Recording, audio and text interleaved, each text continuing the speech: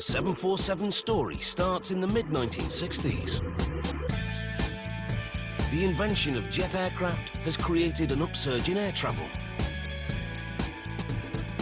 Demand for intercontinental flights is taking off. And one carrier leads the way, Pan Am.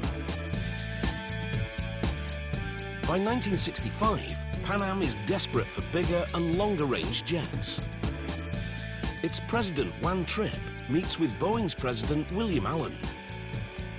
He asks him to build an aircraft with a range of 5,000 kilometers that'll seat 350 people, twice as many people as any plane before.